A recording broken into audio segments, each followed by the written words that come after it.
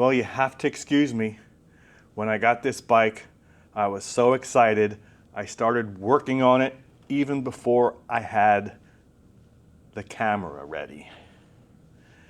So remember when I got this, I said, this is a 1999 Victory with 9,000 miles, probably hasn't run since 2011. I don't know a dang thing about Victory motorcycles other than they were made by Polaris.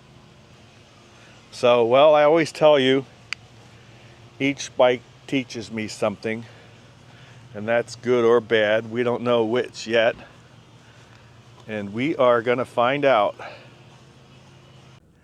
Every bike teaches you something. Well, so does sticking your hand in the fire.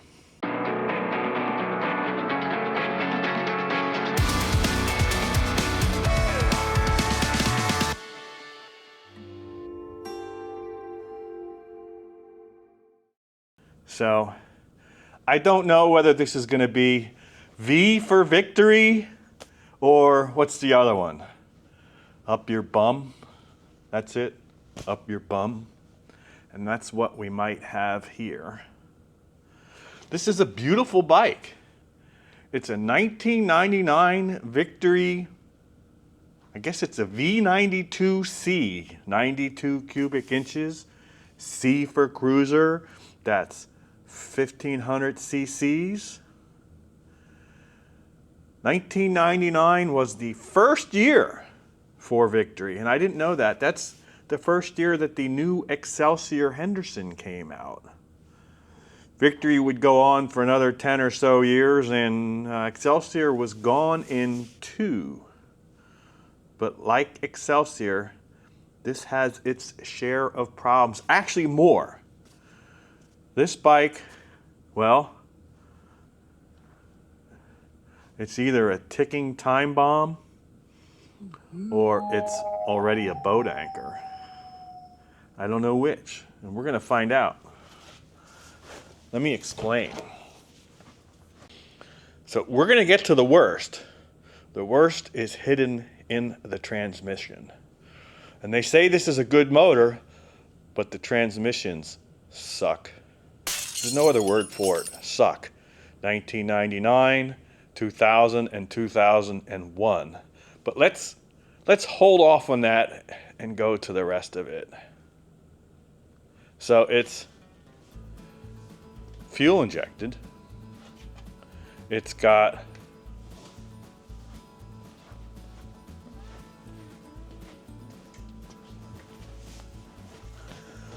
an external fuel pump hidden way down there under the Fox shock absorber. And you can see it's monoshock.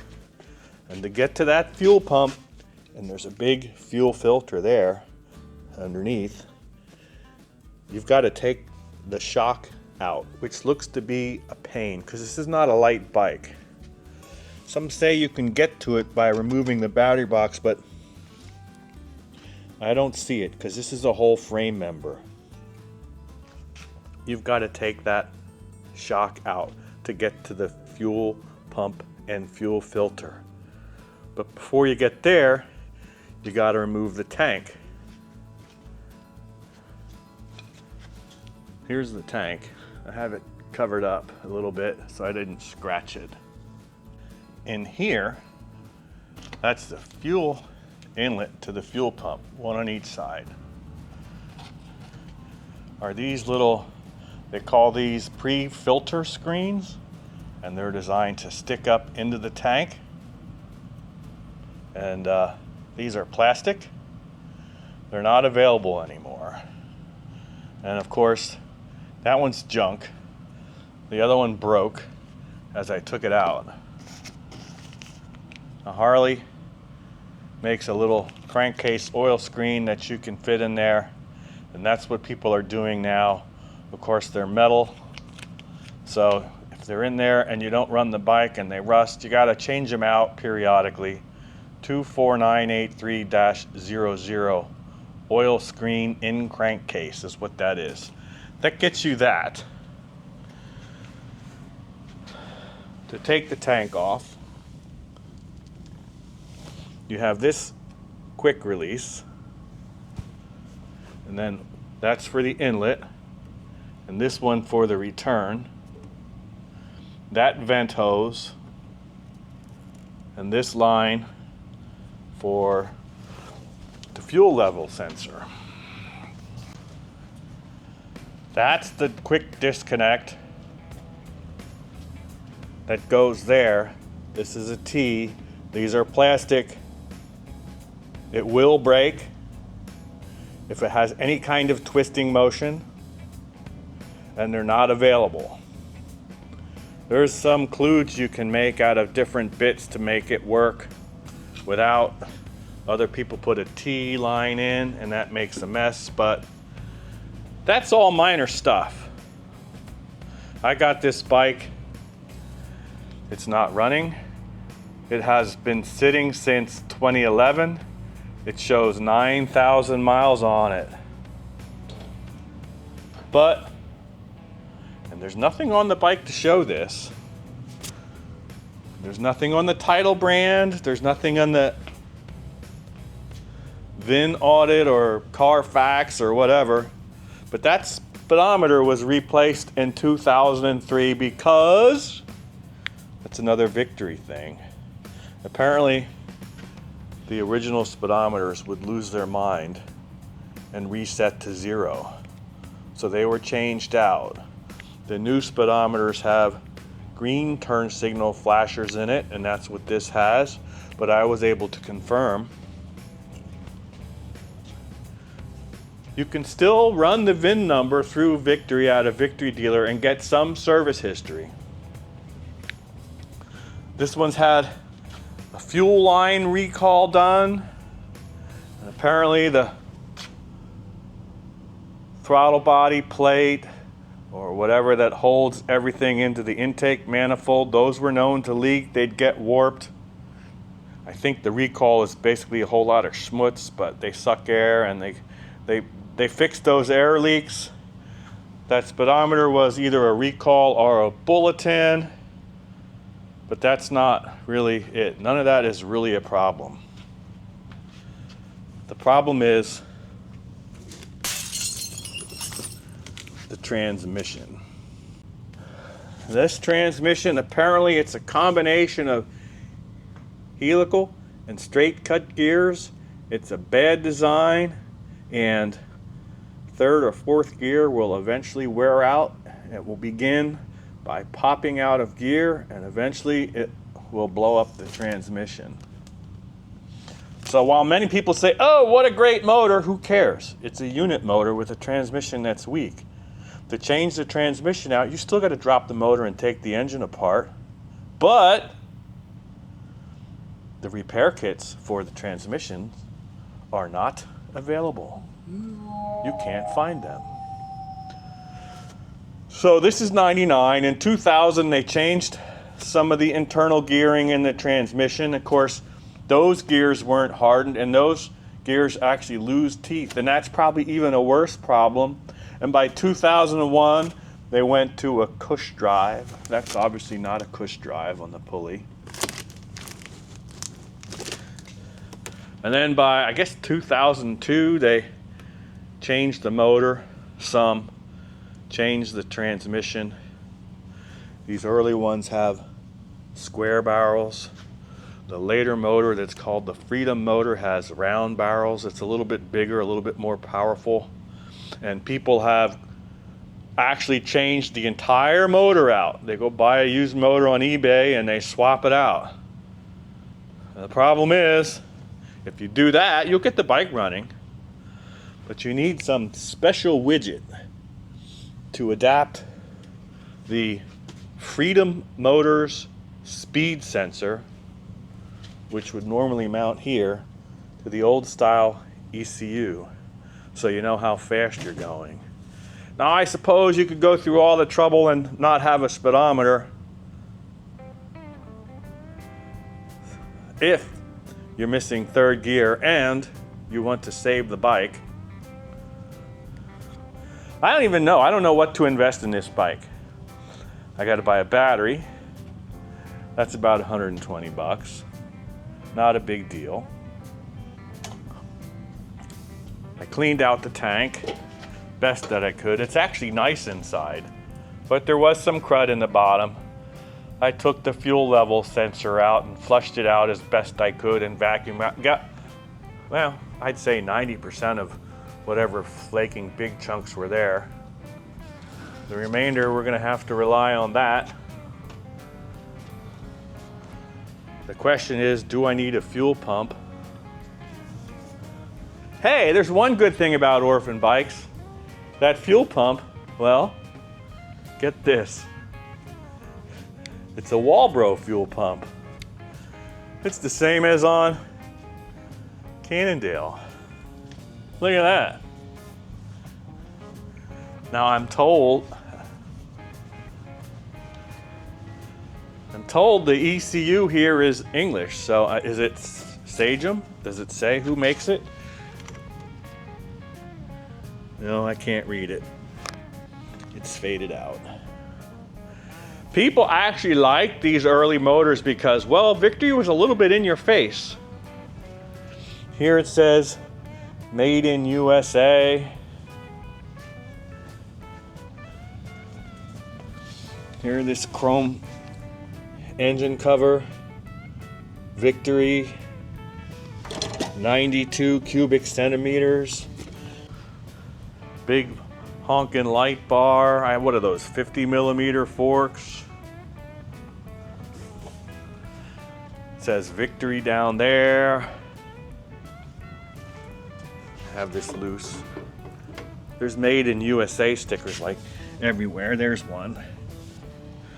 They also had charging problems. Apparently the early charging system wasn't enough, especially if you're running a light bar. Now, I don't know which charging system this have. I've been watching YouTube videos now for a week. Well, there's the regulator down there. And that is the small regulator. I think they said 28 amps, which is barely enough to run the bike when it's new. They made a 38 amp upgrade for it, and this doesn't have it. That's a new regulator, a bigger stator. So this bike, well, I don't even know if it runs. It's an original motor with a known potential issue lurking at third gear, underpowered charging system, a TMU odometer. But boy, it's a beautiful bike. I would have never have guessed. The only flaws on this bike, well, that side is pitting on this side. I've got the bags for it. It's all loosening apart so I could get the seat off. There's not a mark on any of the paint. The tank is really nice inside and out. The chrome work is really nice on this bike. We're gonna see if it runs and drives, or we'll find out why it was parked. And that's gonna be a problem. Did they lose third gear in 2011 and park it? Or did they just park it? Is it a great bike? Is it gonna run? Is it gonna shift? Is it broken? Or will it just explode? That's what we're gonna find out. So here's where we're at. Some call this the island of misfit toys, and well, they might be right. So I cleaned all the crud out of the fuel tank, put a fresh battery in it. I got no fuel pump. Here. I hear a click and nothing. So now I'm debating, do I want to put a fuel pump in, about $100 and a pain in the butt to do? Well, I wasn't sure if I was going to fix this bike or not, since, I mean, I don't even know if it's a good bike. But I figured, well, I'd go ahead and try. I found a Chinese fuel pump. They're like 80 bucks. But here, let me show you something. You gotta pull the shock out and you gotta get in down there. That's not what I wanted to show you. There's the shock. You can't get in through the battery box. It's kind of a pain, but that's certainly a problem down there. Let me show you. That's the inlet side of the fuel pump. The inlet side.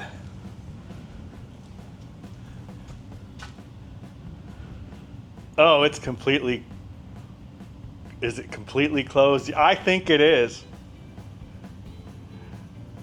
I'm not even gonna try making that work. And it's definitely a Walbro. Same as on the Cannondale. Okay, so I put a fuel pump in. We got it all back together.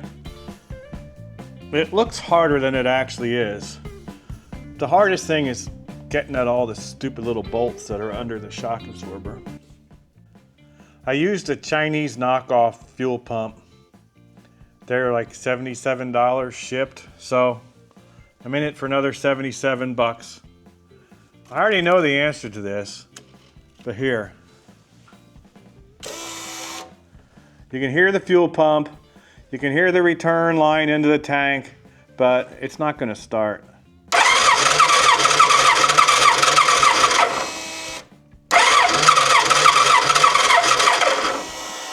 No sense cranking the piss out of it.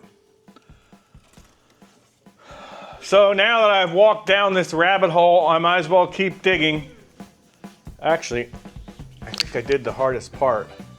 The next step is to attach a fuel gauge to that Schrader valve. See what our fuel pressure looks like. If I don't have at least 50 pounds, I got a problem with the regulator, which is under there. And then, well, these are the injectors. They could be plugged. And that's probably injectors dirty, given how cruddy everything was. We've got fuel flowing. I actually cracked the return line to make sure it was circulating through, and it is. So we have our fuel pressure gauge mounted to our little Schrader valve. The hardest part about these is getting the adapter for the Schrader valve. This is so much easier when they have a test port. Other bikes where you actually have to cut the link. And we got, 30.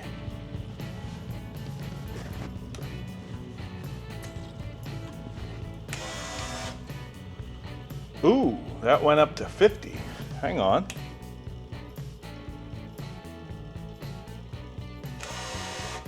That went up to 60. 62. 62. That doesn't seem right.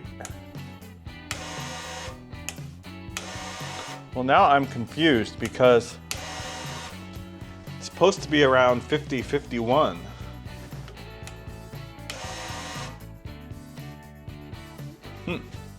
So normally, if I got fuel pressure, it just means my injectors are clogged. But I never had too much fuel pressure before. And according to the book, that can mean one of two things. My return line is plugged or kinked. Yeah, it's possible. I did have the tank off. Or defective fuel pressure regulator. But I think it would run with 60 pounds if it's supposed to be 52. So I'm guessing I got clogged fuel injectors, and we're gonna take them out and try to clean them and maybe see if we can source some new ones, depending on how bad they look.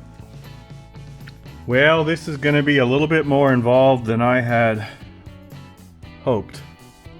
This is the outlet line from the fuel pump going into this T-fitting. This is the line going to the rear injector, and that's the line going to the front injector. That's the regulator there. This is the return going to the tank. That's the, I guess that's, one time I said bariatric pressure, it's barometric pressure. And to get it all that crap, looks like I gotta take the air box and the throttle plate off. And that looks kind of like a mess, particularly because you don't want to introduce more air leaks. I think that's probably all schmutzed closed anyway. So yeah, that doesn't look like fun at the moment. Anyway, we're not gonna get this done on this video. I'm not giving up. So remember to like, subscribe, ring the bell, follow, tie a string around your finger. But most importantly, thanks for watching.